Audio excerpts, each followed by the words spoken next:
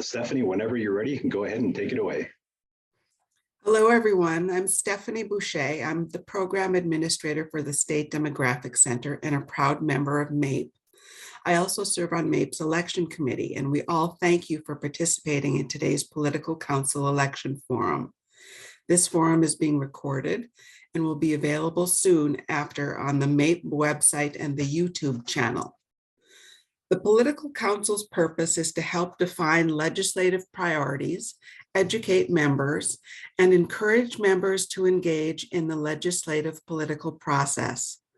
Not only will the council set legislative priorities, but also implement strategies to organize around those priorities, political education, and election work.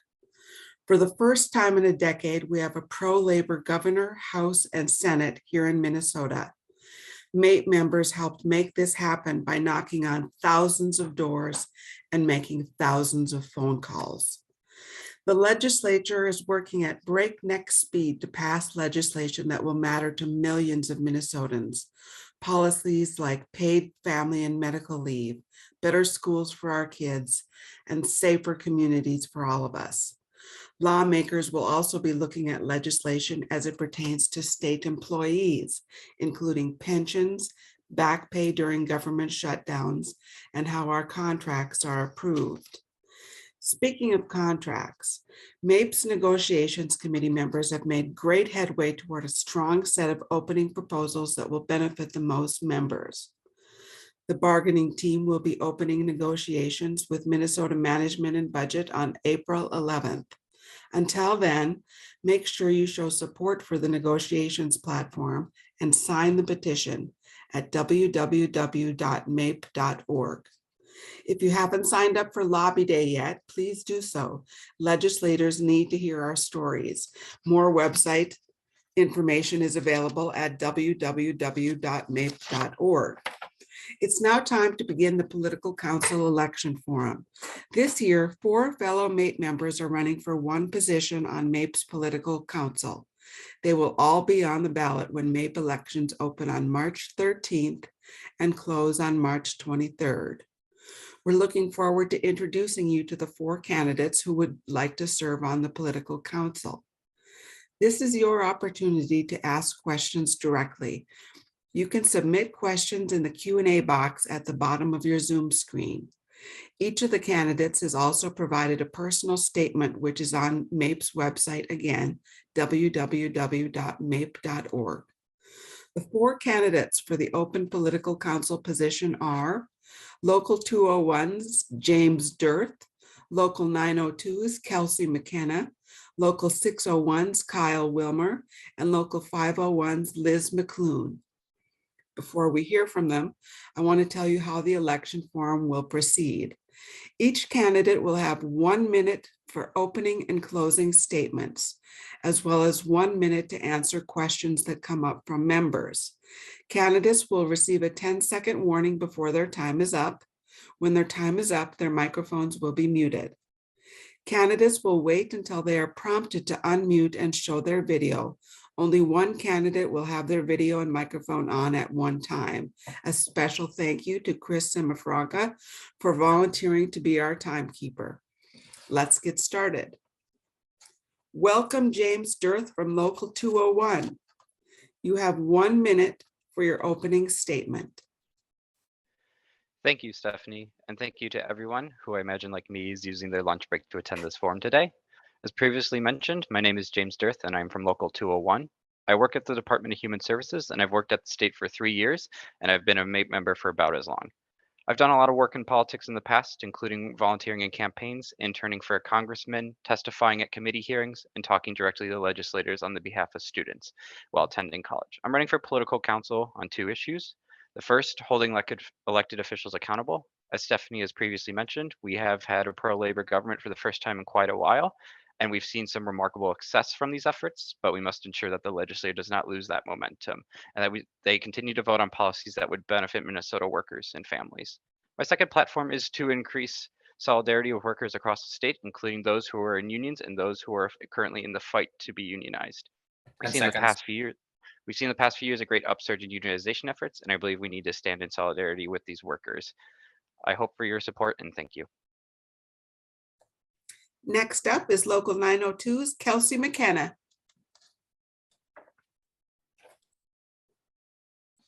Thank you, Stephanie. As Stephanie mentioned, the purpose of the Political Council is to define legislative priorities as well as to educate and encourage members to engage in political processes. I will be sure that every voice in the MAPE Union is heard and voiced if I am elected for Political Council. I will dedicate myself to not only guaranteeing that our voices are heard, but that ensuring that our voices are understood. I will not only speak up when it feels easy or convenient, but when it may seem difficult or discouraged to do so.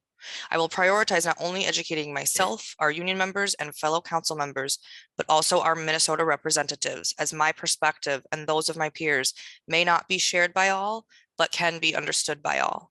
I will use my experiences as an educator, a leader, and a community member to promote productive discussions, provide diverse perspectives, and educate our peers as to how and why we must continue to make certain that our voices are heard.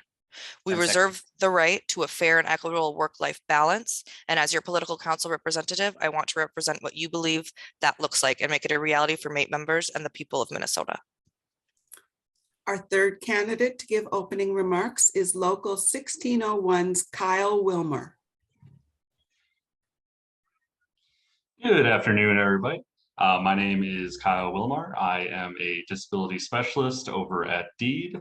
I am a proud local member of Local MAPE 601, where I currently am a steward. I also work on MAPE, where I've had a great opportunity to interview and get to know a lot of our pro-labor candidates. Been out there door knocking all of 2022 with a lot of them, and I'm looking forward to expanding on those relationships I've built and continuing to make Minnesota a better state to work for all of our MAPE members and also all Minnesota workers. So yeah, I'm looking forward to answering your questions, and let's have fun. The last opening statement will come from Local 501's Liz McClune. Good afternoon, everyone. I am Liz McClune. I work on the Rapid Response Team for the state of Minnesota's Dislocated Worker Program.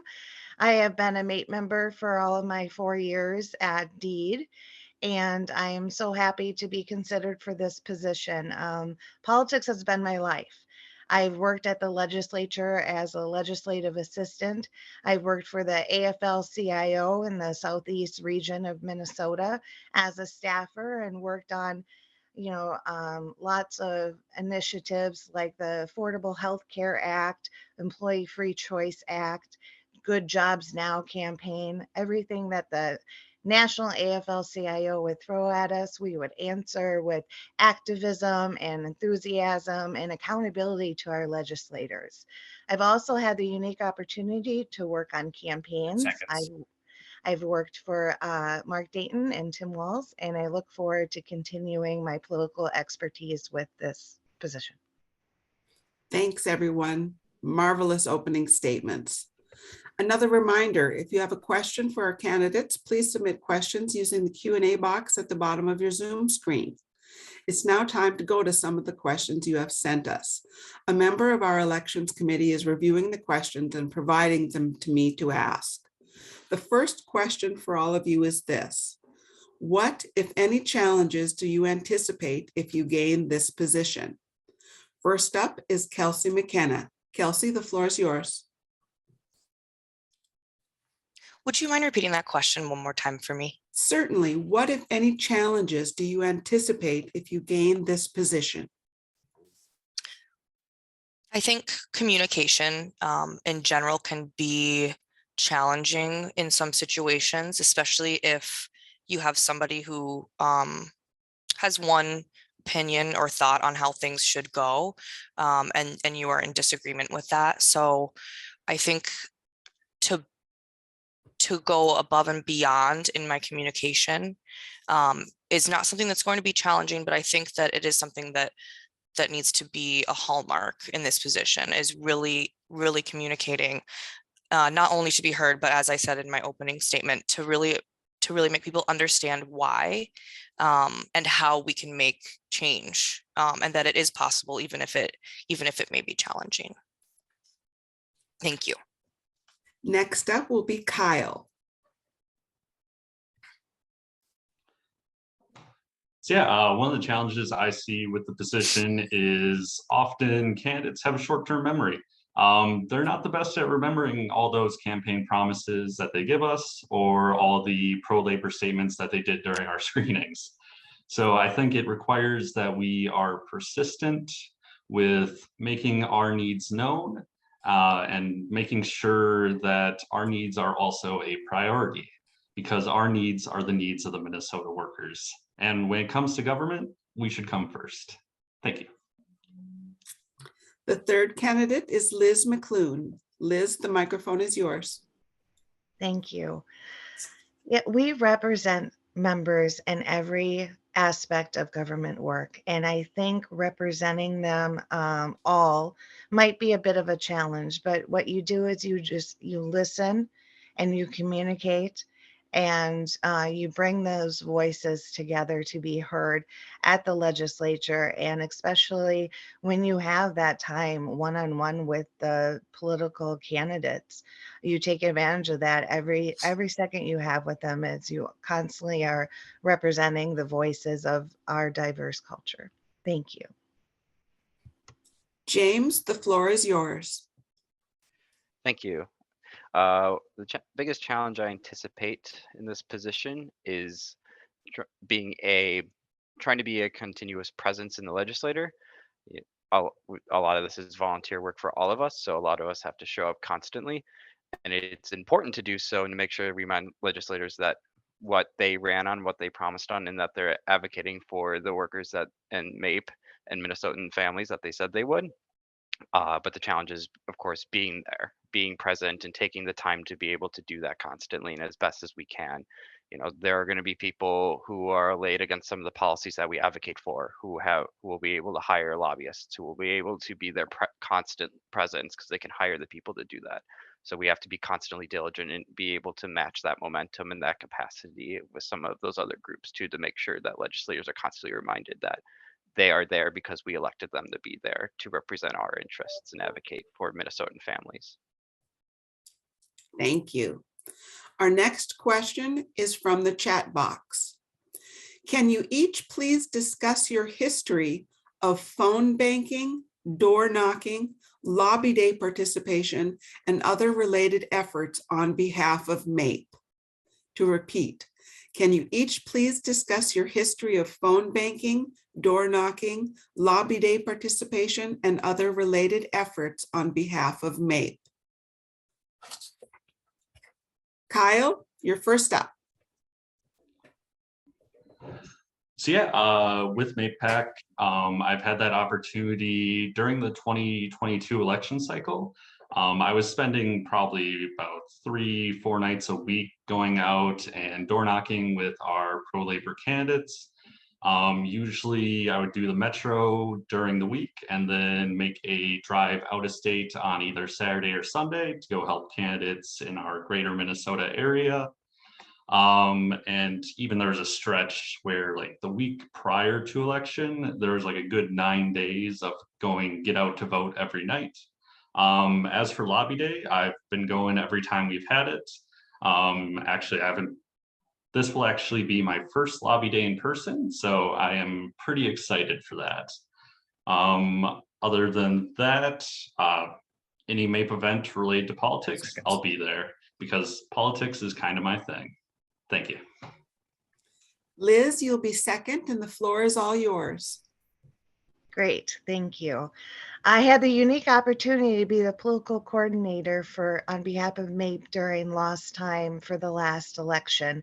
And boy, did I do a lot of door knocking and phone banking.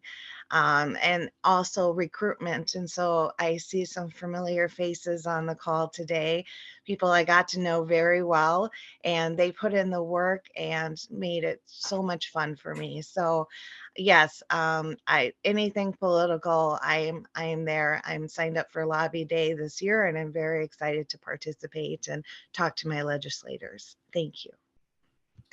James, the microphone is yours. Thank you. Admittedly, I haven't done a lot of political related activities with MAPE. I am going to Lobby Day this year. That will be my first time. One of my resolutions was to get much more involved in MAPE, and I figured that I've had previous experience in campaigning and politics before. I've done phone banking, I've done door knocking, and I've done visits to the Capitol before and talking with legislators. When I was in college in particular, I've done a lot of that activity. I just haven't been able to do a lot of it with MAPE, and I decided this would be the year that I would get more involved. And like I said, I signed up for Lobby Day this year, and I'm hoping to get more involved with activities down the line. Thank you. Kelsey, you'll have the final spot. Thank you. I am a new member of MAPE as of about 4 months ago or so. So I have not had the privilege to work with MAPE in regard to any kind of door knocking or phone banking. I am pretty new to the political realm. It's always something I've been interested in. It's always something I've been passionate about. And I do love to open the door to conversation about politics with those that I surround myself with, my loved ones, friends and family alike. I will be at the Lobby Day this year, so I hope to see some of you there. And I'm also signed up for what seems to be like a flash mob month-long event of recruitment for MAPE that we have going on starting pretty soon here. So I'm really, really excited to get involved. I want to get my feet on the ground. I want to get my voice out there. And this is kind of my first step into this political world. So I really look forward to working with MAPE and representing. Thank you. Thank you. Another reminder, if you have a question for our candidates, please submit questions using the Q&A box at the bottom of your Zoom screen.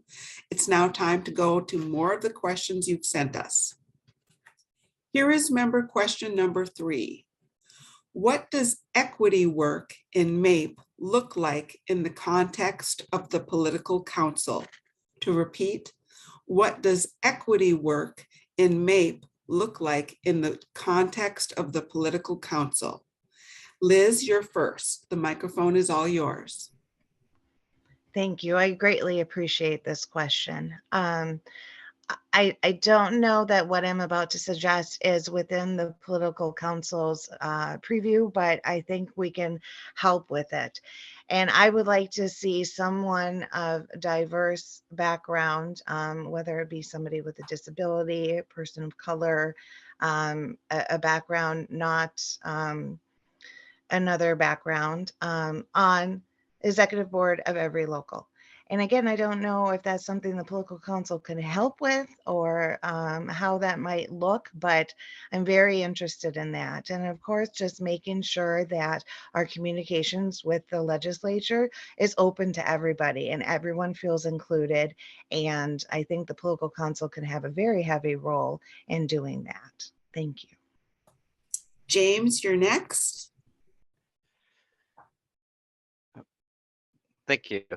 Yeah, there's a few things I can think of doing for equity work. I think the first and foremost thing is to ensure that we are internally getting a lot of lines of communications from our members, particularly those from diverse backgrounds, to make sure that the policies that we advocate for are covering all of our bases on that front. And just looking back at current legislation too, or current laws, if there is lack of enforcement on those laws, we should be talking to the governor's office and to the commissioners and making sure that current laws that are there to protect people from diverse backgrounds and disadvantaged communities are protected as per law. There's laws in the books, federal and state, so they should be enforced. And if there's any gaps in that legislation, that's where we need to be active at the legislator's office and ensuring that that we're covering all of our bases and making sure that everyone is protected, especially if they're from a disadvantaged community. Also, just by advocating for certain policies that may be not directly related to equity, but benefit for example, for health equity, there's a lot of gaps for people who don't have equal access to healthcare. So advocating for better healthcare or better health access across the state will help those disadvantaged communities disproportionately more. So advocating for those policies would help as well. Thank you. Kelsey, you're third. The floor is yours. Thank you, Stephanie. Could you repeat the question one more time for me? Sure. What does equity work in MAPE look like in the context of the political council? Thank you, Stephanie. I think equity, when we talk about equity, we're talking about equality, but we're talking about doing that extra work with those marginalized groups, with those disadvantaged groups, to bring them up and forefront as a priority. And so what we can do is, I think we need to be reaching out more. And I know more is a very common word we use when we're talking about any kind of political work. We can always do more, but reaching out and communicating and simply asking, what does equity look like to you? What kind of changes do you see that need to be made for your community, for yourself, and for the greater Minnesota people? So I think that reaching out to those marginalized communities and face-to-face one-on-oneing, or getting groups together, scheduling, discussions, meetings and stuff in those kinds of ways, is just getting their voices heard by reaching out to them more, getting them more involved. Thank you. Kyle, you've got the last spot on the third question. Go ahead. So yeah, equity in, for me on the political council, I think equity involves us making sure that a lot of our events remove barriers and make sure that all of our members can be involved and active in politics. I think that requires us to educate members, also just removing even like physical barriers to getting to these events or being active in politics, whether that be carpooling, getting transportation so everyone can show up on lobby day, or making sure there's other options where maybe people who can't be there in person are still able to know what they can do, like write letters, make calls, other ways that they can still get active and be involved. Because in the end of the day, I think it requires all of our members being involved, and we have to make sure that all of our members are free of barriers and able to be involved in politics. Thank you. Second is Kelsey. The floor is yours.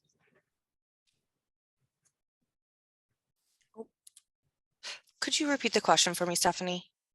Sure. I've lost it. I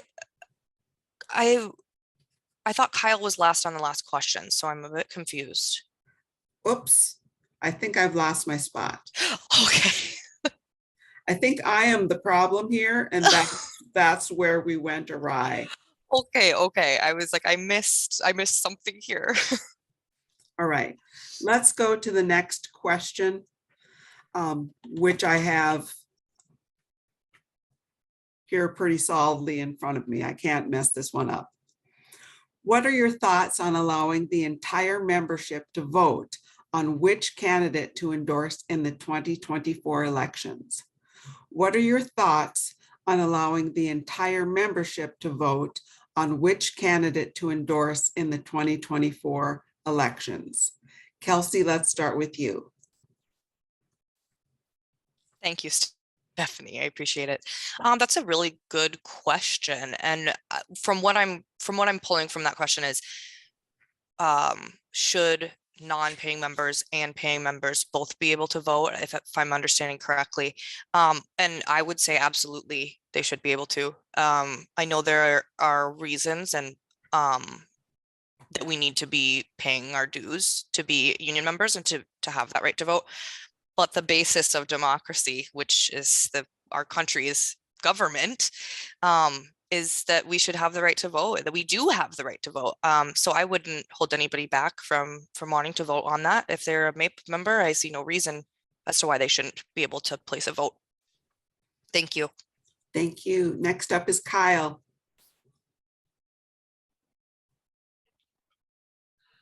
So yeah, as a member of the PAC, I do have a little insight into this. If we were to have every member vote on every candidate, we do screen hundreds of local candidates.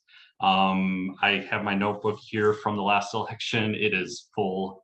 I think the logistics of having us vote on every state legislator or city council member that we endorse would be kind of difficult. But I would be open to the idea for statewide, say like governor, auditor, attorney general, things like that, because that would just be one easier form.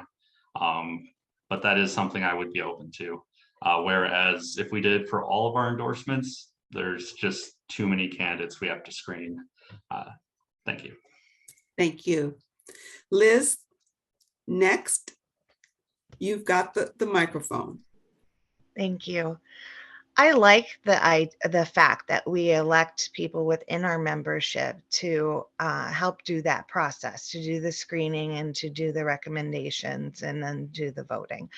I also do like this new idea of having perhaps on some of the statewide races opening it up to general membership. I believe members are the ones that have a stake in this, and they should be able to give their voice, whether it's voting for someone to represent them or voting themselves to have a candidate be at the table with us.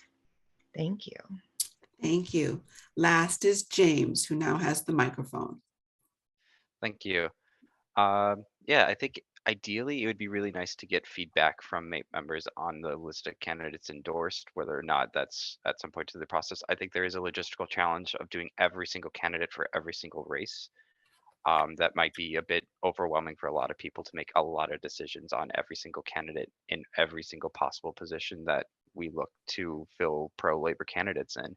But I do think there needs to be an opportunity for feedback on the endorsements list, whether or not it's just allowing us to vote for endorsements for high-level positions, Senate, governor, House representatives, or we could look at whether or not asking MAPE members for feedback on a preliminary endorsement list and going for a simple up-down vote on the whole list at a different vote at the time for all MAPE members could also be a possibility too.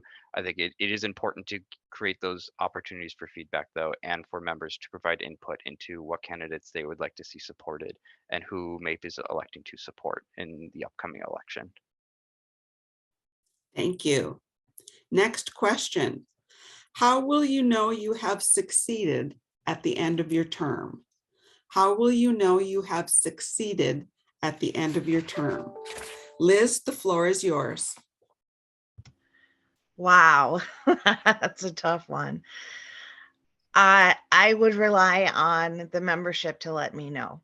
Did I represent them to the fullest of my ability? Did I communicate with them as often and as early as I possibly could have? Did they like the representation? Like perhaps there is some kind of outgoing feedback that could be obtained. I think that would be really great. Open it up to folks to submit their feedback on what this elected position, did and how the individual did it. I think that's a cool idea. Thank you. Kyle, how will you know when you have succeeded? So yeah, I think the best way to know if I've succeeded at the position is our members should be able to go into work and just have a better work life.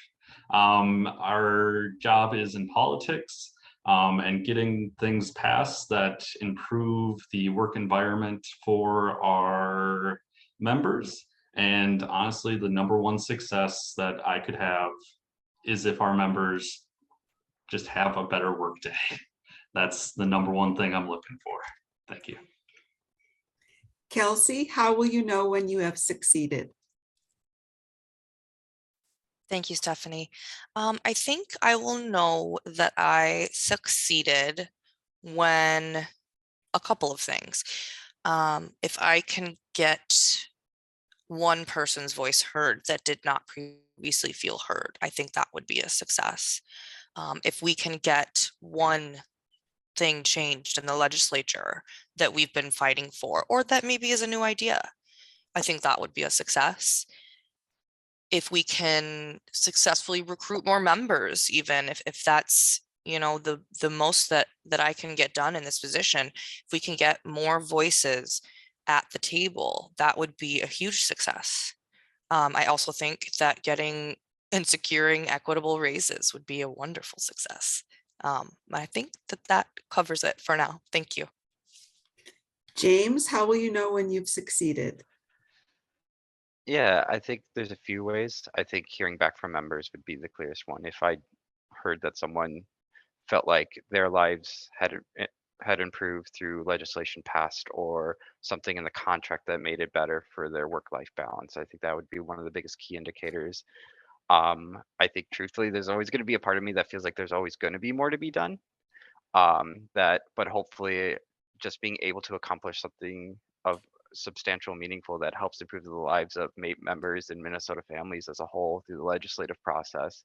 I feel like that would be the biggest feeling of accomplishment and success, and feel like I would have had a successful term if I could feel like I could be part of having one of those new policies passed that the people have wanted for a while and that has greatly improved their lives go through and finally be signed by the governor. Thank you. This next question has two parts, so you might want to write it down. The first part is this: do you believe there's an opportunity to improve and better utilize data within the MAPE organization? How would you, as a candidate, help advance the use of data to help MAPE make better changes, make more informed and more objective decisions in planning and strategy? Let me repeat that. The first part of the question is this: do you believe there's an opportunity to improve and better utilize data within the MAPE organization? And the second part of the question is, how would you as a candidate help advance the use of data? James, you're up first. Thank you. Yeah, so there is, as a data analyst for DHS, I will always say there's always an opportunity to better use data.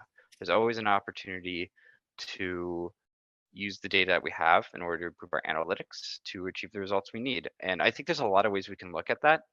I think membership, either retention of membership or understanding how and when members join or when they possibly leave and what are kind of the moments when they do, or where if there's certain agencies where we're seeing shortcomings with membership enrollments, that I think that's one of the easiest ways we could use data is to look at our current membership scape and the potential memberships that we could have and say, where are the shortfalls existing? Are there certain groups of people who feel like they are not being represented by MAPE currently? And that's reflected in the data by them being less likely to be a member of MAPE. I think those are really good ways to start looking at using the data that we have accessible to us, is see where we can improve our membership and how we can do that. Thank you. Second will be Kelsey. Do you believe there's an opportunity to improve and better utilize data? And if so, how would you do so? Thank you, Stephanie. This is a great question. My educational background is in the biological sciences, so data is a huge part of my life, has been for quite some time. I think the way that we can better utilize and improve the utilization of our data is to look at it from every angle. And so what that is going to look like is basically getting a bunch of different perspectives, what you might say is like different minded people at the table, give them that data, see what they come up with for presenting that data in a timely fashion, maybe. So you could have the same set of data and end up with 10 completely different presentations of that data. And with that, you can start to not only be exposed to more, but start to look at that data from different angles, which I think is really something that would be greatly helpful in making more informed decisions. The more that we can look at the data and use it, the better decisions we'll make. That goes hand in hand. So that comes with bodies, that comes with some resources that may need to be put towards that. But I think it would be a great effort, and I think it would greatly pay off. The microphone now goes to Kyle. So yeah, for data, I have a political science degree. I'm no stranger to being an exit pollster. I've spent plenty of time doing data entry and looking for significance. But in the frame of the political council, I do think we have to utilize our data to find areas where we are able to make change and improve and allocate the necessary resources to those areas. Because I do think in politics, sometimes we do have limited resources. It's making sure that those resources are used in the most effective way. And we can do that through collecting, analyzing, and putting forth action through what data is telling us. Thank you. Liz, you'll have the final word on this. Great, thank you. Data is so important when you're doing election work, and we have wonderful resources available to us at MAPE currently, and I think continuing to invest in those resources and expand upon them. For example, we have access to the VAN, the Voter Action Network for elections. It's a fantastic source of information and also a great tool. I love how you can use it on your phone when you go door knocking. Gone are the days of paperless and recording everything and putting it into the computer later. How would you advance data? That part of the question. I think the Unionware, where we store our membership information, and the events that people participate in, there's a lot of information in Unionware. I think it's a bit clunky, and I think it has so much potential. So I think we'd really do a lot to make it work for us. Thanks. Thank you. Next question. What tools do you intend to use to communicate the importance of MAPE members showing up to flex our political power? What tools do you intend to use to communicate the importance of MAPE members showing up to flex our political power? First up is Kelsey. Thank you, Stephanie. I think that question actually kind of relates back to the previous question about data, which I think that a really, really important tool is going to be showing our MAPE members why showing up matters and showing them examples. Just this week, I think it was this week or last week, our intranet sent out a huge example of these unions that have like 90% or more participation from their members getting what they want. And some of these people got upwards of $14 raises. So showing the examples and showing them that it works and that it is effective, you showing up and more bodies can mean more change. I think that just exposing them to that reality by sharing examples, sharing stories, will get them more involved. Sometimes I think you need to see to believe, and we have resources, we have examples to show them that showing up matters, and showing up will allow all of our voices to be heard. Thank you. Kyle, the floor is yours. Could you restate the question quick? What tools do you intend to use to communicate the importance of MAPE members showing up to flex our political power? Number one thing, in-person interactions. I know a lot of people, we've kind of gone to this virtual where we try to get members involved through emails, text, phone calls. Those are all things that are really easy to ignore. I do think we have to do more things like back in MAPEtober, where we had members going around, meeting people at their front door, having these conversations and getting them involved. A second part of getting people more involved politically is just general leadership things. You have to be able to walk the walk, do the things, do the work, and lead by example. And I plan on doing that. I'll be out there door knocking with you. I'll be there on the heavy steps with you at the Capitol, and I'll be there at every political event. So yeah, we gotta make events fun. We gotta make people want to be involved. Thank you. Thank you. Now we'll go to Liz. Great, thank you. People power is the best kind of power. I think that MAPE Day on the Hill is fantastic, and the fact that MAPE does a training for that is incredible. I would like to see mini sessions done at local meetings of how you can be involved in politics and, be able to show that it's not that hard.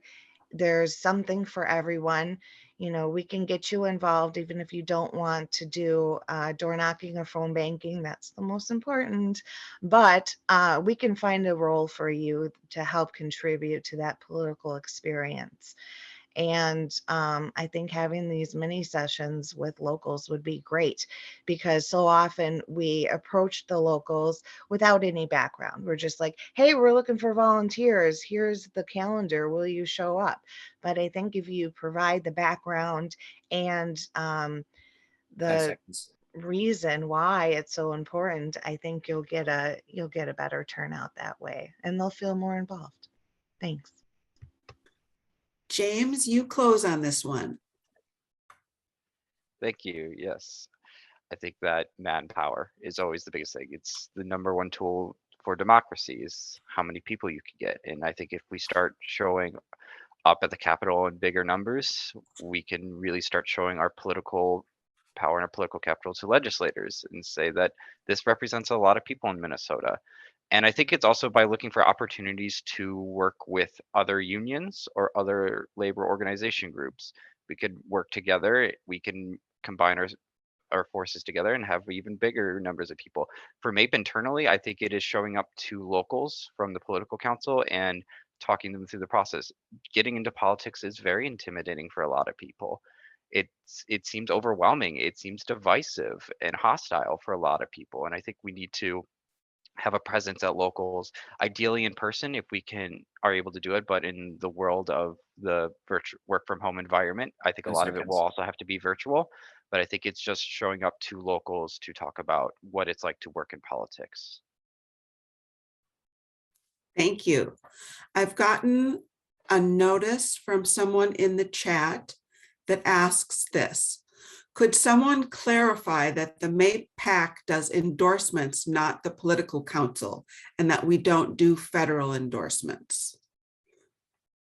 I'll take that one. Okay. Yeah, as a current member of the PAC, political council isn't part of the endorsement process. They're more so we start out with the MAPE PAC. We are the ones endorsing candidates. We are the ones out there during the election cycle. It's kind of our heyday. Once the candidates are now legislator, which a lot of our pro candidates have, as we have that trifecta now in the state of Minnesota, it's up to the political council to kind of set our legislative agendas, and we're handing off the baton. So yeah, any other clarifications, always feel free to contact me. Thank you very much. Here's another question. We're going to start with Liz on this one. The question is, how has COVID-19 and teleworking affected your efforts to engage employees? And what would your efforts now include that they hadn't otherwise? Liz? Great question. Well, my team, for example, is working from home 100% of the time. So you miss that, in the hallway interactions and those one-on-ones. But I think venues like this, the video chat is a good replacement. It's not the best. The one-on-one in person is the best. But I think that you can build upon that, and we're now moving out of it. So we saw a lot of challenges, and we got through it, and we started opening it up and having in-person events. And the 2022 elections were very successful with our door knocking and our phone banking. And we were flexible with our phone banking. You didn't have to come into the MAPE office to phone bank. So that's one good thing that came out of COVID. We're more flexible. Thank you. James, how has COVID-19 and teleworking affected your efforts to engage employees? And what would your efforts now include?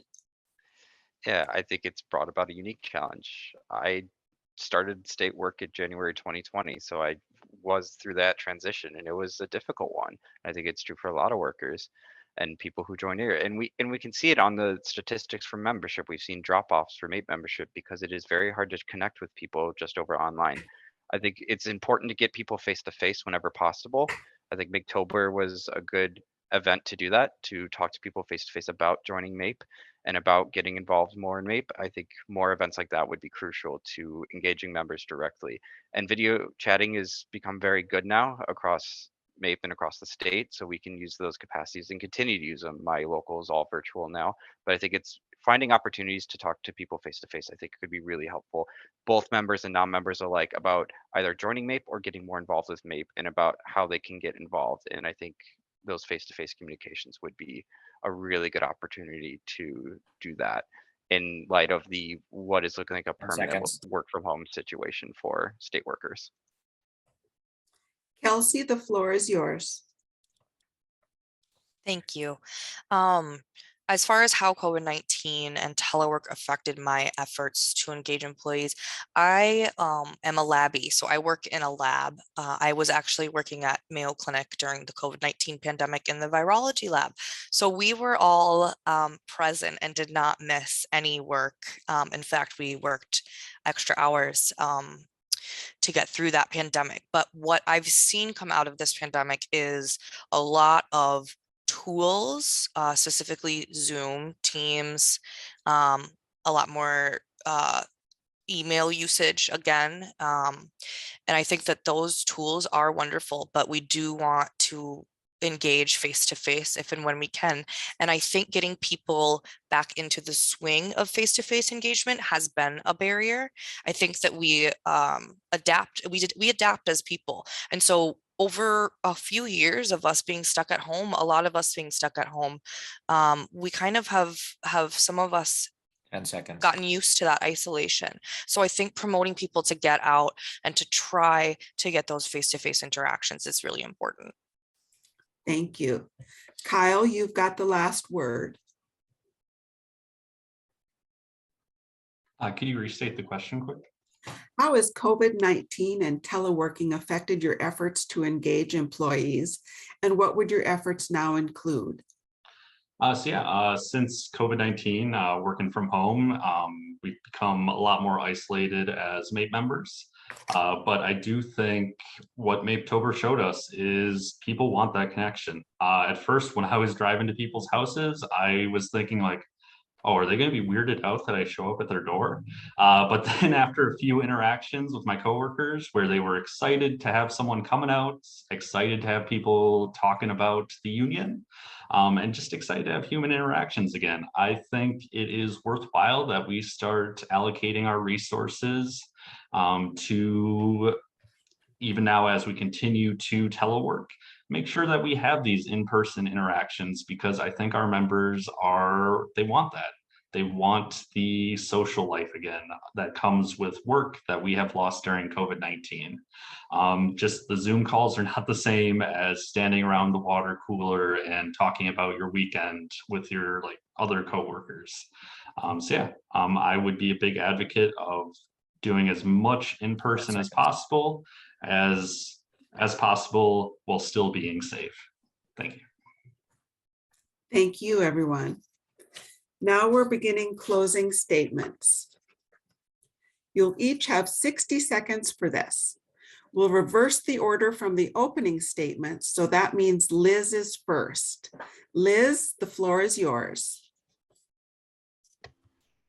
Great. Thank you so much, Stephanie, for moderating, and thank you to the members that are on today and those watching later on. I appreciate you taking the time to be politically active. I loved my time with MAPE. being the political coordinator for the past election cycle. I worked closely with the political council and got an inside look into the work that they do. And I knew right away that I wanted to be a part of that process. So that's why I'm running. They're fantastic at representing the members and doing the work, which is really important. Doing the work to elect our union-friendly candidates. I want to continue that work, pump it up a bit, and up my activism game. So thank you for the opportunity to address you today. Thank you. Next up is Kyle. Yeah, thank you everyone who came out. Thank you for being involved. Thank you, Stephanie, for moderating. So yeah, I just want to say that I want to be your advocate. I have built those connections with our state legislators while they're candidates, and I might have your state rep's phone number. But what we need is to make sure that we continue to apply pressure to politicians, because it is important that we get our needs as workers met. And I want to be that advocate for you. And I want to be the one who organizes us and makes sure that we can make Minnesota a better place to work for our MAPE members and every working Minnesotan. So yeah, thank you for being involved and have a great rest of your day. Kelsey, you've got the third slot. Thank you, Stephanie. The MAPE Political Council Charter is quoted saying, "We are all responsible for developing political competence to define problems, produce solutions, and establish common agreements that improve life for MAPE members and for the people of Minnesota. Joining the political council is my first of many steps to putting my money where my mouth is and taking action to improve the well-being of Minnesotans' everyday lives. I've served on education teams, equity, inclusion, and diversity committees, and currently work at the Minnesota Department of Health in the Infectious Disease Lab, where I also serve on the Safety Task Force for my unit. Again, my name is Kelsey McKenna of Local 902. Vote for me, and let's continue to lead by example together. I hope to see some of you at Lobby Day this year. Thank you.